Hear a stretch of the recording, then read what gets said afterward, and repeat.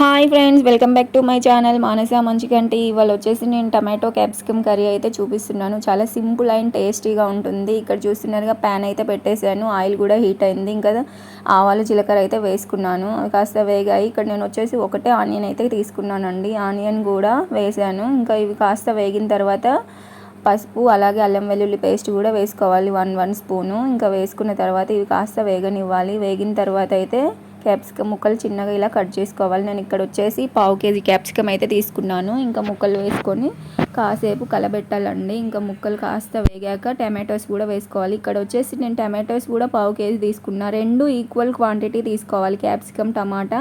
అప్పుడే కర్రీ అనేది పర్ఫెక్ట్గా అయితే వస్తుంది. ఇంకా టమాటోస్ కూడా వేసి కాసేపు కలబెట్టిన తర్వాత అయితే ఇంకా మూత పెట్టి కాసేపు ఒక 5 మినిట్స్ అయితే ఉడకనివ్వాలి. ఇలా వాటర్ అనేది రిలీజ్ అవుతుంది టమాటోస్ నుంచి. ఇంకా మనం అనదర్ సపరేట్గా వాటర్ అనేది ఏమీ యూజ్ చేయక్కర్లేదు. ఆ టమాటోస్లో నుండి వచ్చే వాటర్ తోటే కర్రీ అనేది ఉడికిపోతుంది. ఇంకా ఇక్కడ నేనైతే ఉప్పు అలాగే కారం ధనియాల పొడి కూడా అయితే వేసేసుకున్నాను. ఇంకా వేసి కాస్త వేగనివ్వాలి. వేగిన తర్వాత అయితే మళ్ళీ మూత పెట్టి అయితే 10 to 15 మినిట్స్ అయితే ఉడకనివ్వాలి సిమ్లో పెట్టేసుకొని. ఇంకా చూస్తున్నారుగా కర్రీ అనేది రెడీ అయిపోయింది.